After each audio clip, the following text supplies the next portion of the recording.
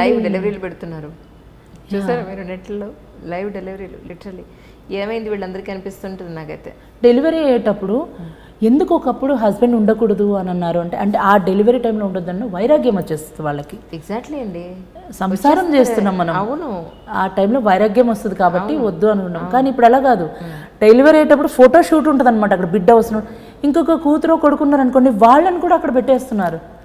అసలు టోటల్గా విరుద్ధం ఇది, ప్రకృతి విరుద్ధం మొత్తం. ఏంటి అని అంటే మనం ఎక్కడున్నాం, ఏ కాలంలో ఉన్నాము. మీరు ఎదగాలి జస్సి గారు, మీరు ఎదగలేదు ఇంకా. మీరు ఫ్యామిలీ మొత్తం ఆడుండాలి, మొత్తం షూట్ చేయాలి. అసలు ఎంత మొత్తం అందరూ చూస్తుంటారు అక్కడికి వెళ్ళి. ఎందుకు వాయ్ అంత ఎక్స్పోజింగ్, ఏం అవసరం? లేబర్ రూమ్లో కూడా యాక్చువల్గా ఫొటోస్ తీసి పెట్టకూడదు, కానీ ఆ హ్యాపీ మూమెంట్లో వాళ్ళు దాచుకోవడం కోసం వేరు కదా. ఇప్పుడు డెలివరీ టైంలో ఉండే పోస్చర్ ఏమిటి, అసలు పరిస్థితి ఏంటి, మదర్ కండిషన్ ఏంటి, అసలు రకరకాలుగా ఉంటుంది పరిస్థితులు అక్కడ. అలాంటిది దీనికి ప్రయారిటీ ఇచ్చే ఆరోగ్యానికి నిజంగా అది అదే చాలా పెద్ద సబ్జెక్ట్ అండి ఇది. ఏంటంటే హస్బెండ్ దగ్గర ఉండడం అనేది, ఇక వాళ్ళిద్దరి మధ్య కమింగ్ డేస్లో ఇప్పుడు ఒక వైఫ్ అండ్ హస్బెండ్ మధ్య ఉండే ఒక బంధం, ఒక రిలేషను ఎంతో సెన్సిటివిటీ, ఒక ప్రేమ అభిమానం, వాళ్ళిద్దరి మధ్య ఉండే ఒక అట్రాక్షన్, కానీ అది ఈ రోజున చాలా మెకానికల్గా అయిపోయిందా అని అనిపిస్తుంది నాకు మాత్రం. చాలా డిస్కషన్లో నేను విన్నాను ఈ విషయాన్ని. చాలా మెకానికల్గా అయిపోతుంది ఏదైనా సరే అది ఒక టచ్ అనేది, కానీ అక్కడ ఒక ఫీల్ అనేది అసలు ఎక్కడ మనకు కనిపించట్లా. మేబీ వీళ్ళకి 10 మందితో పరిచయాలు కావచ్చు, వాళ్ళకి 10 మందితో పరిచయాలు కావచ్చేమో నాకు తెలియదు, కానీ బట్ సెన్సిటివిటీ మాత్రం మిస్ అయిపోతుంది ఆల్ ఓవర్గా. అది మదర్ పిల్లలకి అవనివ్వండి, తల్లి పిల్లలకి అవనివ్వండి, బ్రదర్స్ సిస్టర్కి అవనివ్వండి, హస్బెండ్ వైఫ్కి అవనివ్వండి. బట్ టోటల్గా అయితే ఎక్కడో కొంతమంది ఉంటున్నారు మహానుభావులు, అక్కడే మాత్రం కనిపిస్తుందేమో అని అనిపిస్తుంది నాకు. కొంతమంది దీనివల్ల అడ్వాంటేజెస్ డిసడ్వాంటేజెస్ అంటే, నిజానికి నేనైతే హస్బెండ్ నొప్పులు వచ్చే వరకు ఉండే ఎక్సర్సైజ్ చేయించడం దట్స్ ఓకే, బట్ బిడ్డ వచ్చిన టైంలో అవసరం లేదు అని అంటాను. ఎందుకంటే నేను చూసాను కళ్ళారా, హస్బెండ్స్ ఇలా పడిపోతూ ఉంటారు అక్కడికక్కడ, ఆ రక్తము, ఆ బ్లీడింగ్ అయ్యేటప్పుడు అదంతా. ఆ టైంలో వద్దు, బిడ్డను తీసాక చూడడంలో రండి అంట. ఎందుకంటే ఆ వైరాగ్యం ఒకసారి వచ్చిందంటే మీరు అన్నట్టు చాలా సెన్సిటివ్ అండి ఇదంతా కూడా. అందుకనే బట్ ఇక్కడ ఏమైపోయినాయి అంటే, మన దగ్గర ఎంత ఓపెన్గా ఉంటే అంత పాష్ అనమాట, కార్పొరేట్ స్టైల్. అది మీకు తెలీదా? నన్ను చాలామంది అనేవాళ్ళు, నేను ప్రెగ్నెన్సీ టైంలో చాలా ఒకసారి ఏదో పెయింట్ హౌస్లో ఉంటాం, ఇబ్బంది అయిపోయి ఒక్కసారి స్లీవ్లెస్ వేసుకొని ప్రెగ్నెన్సీలో ఆసనాలు చేస్తుంటే బాబు ఒక ఫోటో తీశాడనమాట. అదొక్కటే ఉంది. అందరూ అనేవాళ్ళు, మీరు పాష్ అవ్వాలండి, పాష్ అంటే ఏంటి అని అడిగా. అంటే స్ట్రైట్ హెయిర్ చేసుకోవాలి, తర్వాత ఏంటి ఎక్స్పోజింగ్ ఎక్కువ ఉండాలి, అది పాష్. అది ఉంటే ఓ మీరు కూడా కార్పొరేట్ స్టైల్లో ఉన్నారని. ట్రెడిషన్ చాలా ఇంపార్టెంట్. మన మూలంని ఎప్పుడు మర్చిపోకూడదు. అఫ్ కోర్స్ ఇది మా ఇష్టం, మా privacy, who are you to ask అని అన్నవాళ్ళు కూడా ఉన్నారు. అడగడం లేదు ఎవరిని, చెప్తున్నాము అంత ఎక్స్పోజింగ్ అవసరం లేదు. అదే ఎక్స్పోజ్ చేసిన తల్లులు డెలివరీ అయినాక ఎన్ని కాంప్లికేషన్స్ పిల్లల గురించి, నా పిల్లకి ఇట్లా అయిపోయిందని. కరెక్ట్, నువ్వు చేసావు, కర్మ ఫలితం ఉంది కదా. మరి ఎక్స్పోజింగ్ వద్దు, ఎంత క్లోజ్డ్గా ఉంటే అంత బాగుంటుంది. అదే ఉండాలి కూడా. పిల్లలకి ఒకప్పుడు అమ్మమ్మ వాళ్ళు ఏమన్నా అలా చేశారా? అసలు మన కల్చర్ని మనం మర్చిపోతే ఎలాగా? అవన్నీ కూడా ఇంపార్టెంటే.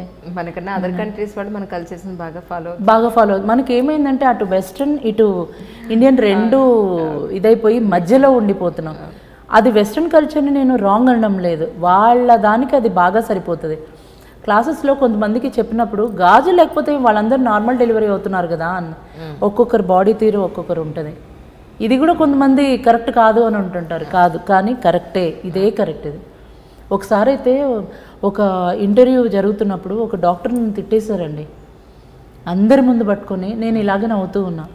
తిట్టేశారు ఆవిడ. ఏమన్నారంటే, మేము లక్షలు పోసి గైనకాలజీ ఇవన్నీ మేము చేస్తే నువ్వు ఏదో చైల్డ్ బర్త్ క్లాసెస్ అని నువ్వు చేస్తున్నావు, కానీ ఎందుకు అందరు నీ దగ్గరికే వస్తున్నారు? వీళ్ళు తిట్టేసేసారు. తిడితే ఏం చెప్పలేదు, నేను నవ్వాను అంతే. నవ్వి ఊరుకున్నాను.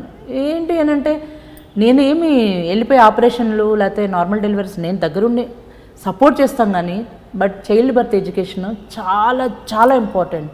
ఒక ప్రెగ్నెంట్ తన ప్రెగ్నెన్సీ గురించి ఏ నెలలో ఏమవుతుంది, ఏ నెలలో కూడా కాదు, ఏ వారంలో ఏమవుతుంది. ప్రెగ్నెన్సీ అంటే 40 వారాలు, 280 రోజులు. ఆ 280 రోజులు ఏం జరుగుతుంది అనేది, తన శరీరంలో ఏం జరుగుతుందనే తను తెలుసుకోకపోతే ఎట్లా? బిడ్డ కదలడం లేదు, సిజేరియన్ ఆపరేషన్స్ చేయట్లేదు, సర్జరీలు ఏం చేయట్లేదు కదా, ఇలా చేస్తే మీకు మంచి జరుగుతుంది, ఇలా చేస్తే అదొక mental condition, peace of mind కోసము, లేదా మీ మనసుని మీరు కంట్రోల్ చేసుకోవడం కోసము జర్నీలో చేయాలి, మీ వైపు నుంచి తెలుసుకోవాలి. కొంతమంది డాక్టర్లు చాలా అప్రిషియేట్ చేస్తారు, మా భారం అంతా తగ్గించేస్తున్నావు కదమ్మా నువ్వు అని. కరెక్ట్ అది. ఎందుకంటే లేకపోతే ఈ గూగుల్ ఫస్ట్ ఏం చెప్తామంటే అండి, క్లాస్కి రాగానే జాయిన్ అయ్యే ముందు రూల్ ఉంటుంది. ఏం రూలు? Stop browsing. ఎందుకంటే వాళ్ళు చూసేది ఏంటి తెలుసా అండి, అందులో నెట్లో కొట్టేయడమే. అదే నిజంగా జరుగుతుంది అనుకుంటారు. బుక్ నాలెడ్జ్ వేరు, ప్రాక్టికల్ నాలెడ్జ్ వేరు, వాళ్ళకి తెలియదు. వాళ్ళ శరీరం తీరు వేరు. ఎక్కువ మనకి నెట్లో దొరికేదంతా కూడా పాశ్చాత్య దేశాలతో ఎక్కువ దొరుకుతుంది. అండ్ ఈ మధ్య ఇంకోటి అయిపోయింది, ఒక డెలివరీ ఎక్స్పీరియన్స్ అని అనుకోండి, వెంటనే యూట్యూబ్ పెట్టేస్తారు. ఒక యూట్యూబ్ ఛానల్ అవుట్ చేసి నేను ప్రెగ్నెన్సీ గురించి మీరు ఏం తినాలి, ఎలా చేయాలి మొత్తం నేను చెప్తాను అని అంటుంటారు. వాళ్ళ ఎక్స్పీరియన్స్ వాళ్ళు చెప్తున్నారు. జనాలు వేలకు వేలు, లక్షలకు లక్షలు ఫాలోవర్స్ అని, వాళ్ళకి ఫాలోవర్స్ కావాలి, దాని నుంచి డబ్బులు, ఫేమస్ అవ్వాలంటే ఇవన్నీ చేయాలి అని. బట్ అది కాదు, అది కానే కాదు, అట్లా కాదు ఫాలో అవ్వాల్సింది. ప్రీనాటల్ యోగా అన్న, చైల్డ్ బర్త్ ఎడ్యుకేషన్ అన్న, ఆ ప్రెగ్నెన్సీలో 4 క్లాసులు చెప్పడం కాదండి, 9 నెలలు వాళ్ళతో పాటు ప్రయాణం చేయాలి. వాళ్ళకి ఏ రోజు పొద్దున బాగానే ఉంటారు, సాయంత్రం గల కాంప్లికేషన్ స్టార్ట్ అవుద్ది.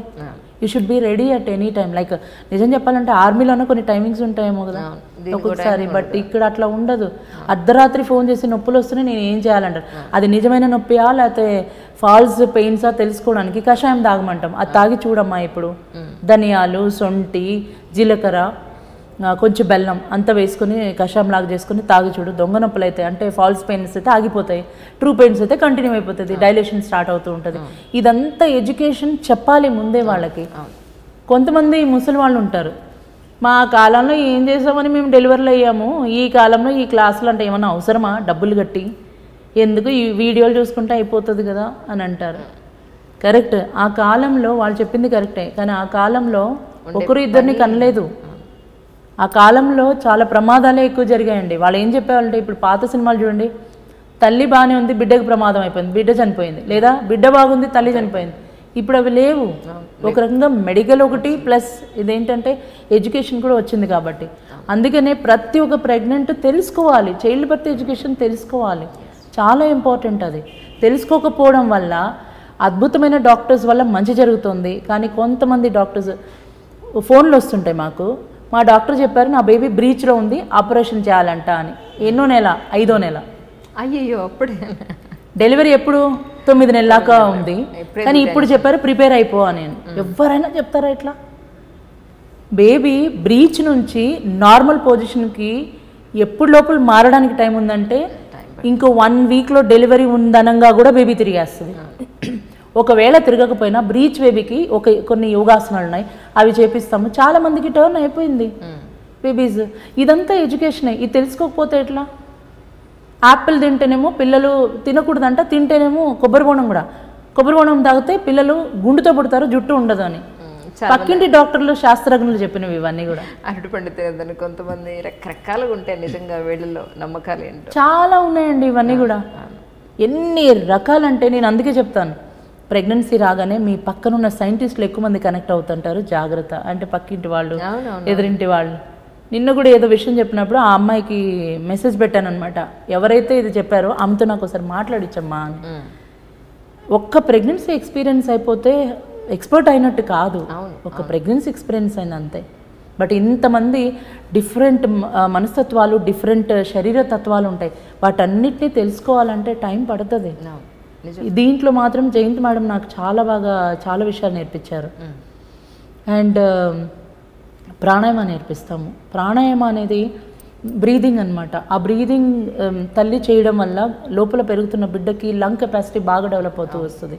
అందుకని ప్రాణాయామ చేసుకోవాలి. అందులో ఇప్పుడున్న కోవిడ్ సిచ్యువేషన్లో మేము డైరెక్ట్ క్లాసెస్ లేవు, ఓన్లీ ఆన్లైన్ క్లాసెసే చేస్తున్నాం. ఎందుకంటే మధ్యలో 1-2 సార్లు అనుకున్నాము ప్రెగ్నెంట్ మనీ రమ్మందామని, కానీ దానిలో అసిమ్టమాటిక్ అని చెప్పినప్పటి నుండి ఎవరికి కోవిడ్ ఉందో ఎవరికి లేదో తెలియడం లేదు. దాని నుంచి ప్రీమెచ్యూర్ డెలివరీస్ ఎక్కువ అవుతున్నాయి. ఎందుకంటే భయం వల్ల. ప్రెగ్నెన్సీలో భయం ఉందనుకోండి, డాక్టర్స్ ఏం చేస్తారంటే ఈ అమ్మాయి కాన్ఫిడెంట్గా ఉందా నార్మల్ డెలివరీకి చూస్తారు. కాన్ఫిడెంట్ లేదంటే చలో టేక్ ఫర్ సి సెక్షన్. అందరు డాక్టర్స్ అలా చేయరండి. కొంతమంది అద్భుతమైన డాక్టర్స్ ఉన్నారు, వీళ్ళు అరిచి గీ పెట్టినా కూడా డాక్టర్లు సిజేరియన్ చేయరు. బట్ కొంతమంది మాత్రం ముందే చెప్పేస్తారు నీకు సిజేరియన్ అయిపోతుంది. ఎందుకనంటే నేను వేరే కంట్రీలో మీటింగ్ ఉంది, వెళ్ళాలి, నాకు వేరే కంట్రీలో అర్జెంట్ మీటింగ్స్ ఉన్నాయి, లేదంటే నాకు పెళ్ళి ఉంది నేను వెళ్ళాలి, సిజేరియన్ చేసేస్తా. ఈ మన వాళ్ళు కూడా ఎలా ఉంటారంటే అండి ఈ డాక్టరే చేయాలి, ఈ డాక్టర్ చేయాలంటే డిమాండ్ అనమాట. అండ్ ముహూర్తం డెలివరీస్ గురించి మీరు ముందుగానే మాకు ఈ టైంకి సిజేరియన్ చేయండి అని ఉంది. నమ్మకం పెట్టుకోవచ్చు, తప్పులేదు. కానీ బిడ్డ హెల్త్ బాగుందా లేదా అవి కూడా చూసుకోవాలిగా. లేదు ఇంకా 9 నెలలు నిండక ముందే 9వ నెల వస్తే చాలు డెలివరీ ఎప్పుడు డెలివరీ 9వ నెల రాగానే కాదండి. 9 నెలలు నిండాక 10 రోజులు కానీ 15 రోజుల వరకు కూడా వెయిట్ చేయొచ్చు. కానీ వాళ్ళ కండిషన్ బట్టి డాక్టర్ చెక్ చేస్తూ చెప్తారు వెయిట్ చేయొచ్చా లేదా అని. కరెక్ట్. అండ్ ఇంకొన్ని మన పూర్వీకులు ఏం చెప్పారంటే శాస్త్రంలో డెలివరీ టైము ఈరోజు స్టార్ట్ అయిందంటే ఈరోజు ఇప్పుడు మొదలైతే ఈరోజు సంధ్యాకాలం అయిపోతుందిగా, సన్సెట్ అయిపోతుంది, రేపు సన్సెట్ లోపల డెలివరీ అయిపోతే హెల్దీ డెలివరీ అని. అలా కాకుండా లాంగ్ లేబర్ ఉందనుకోండి, డెలివరీ నొప్పులు స్టార్ట్ అయ్యాక రేపటి దాకుంటే ఆ లాంగ్ లేబర్లోనే ఆఫ్టర్ డెలివరీ నార్మల్ అయినా కూడా ఆఫ్టర్ డెలివరీ చాలా ప్రాబ్లమ్స్ వస్తాయి. అందుకనే చెప్తాము మీ బాడీ తిని బట్టి ఒకవేళ మీకు అవ్వలేదనుకోండి డాక్టర్ చెప్తే go for C section, no problem. కానీ చూడండి అనవసరంగా ఒంటి మీద కత్తి పెట్టకూడదు.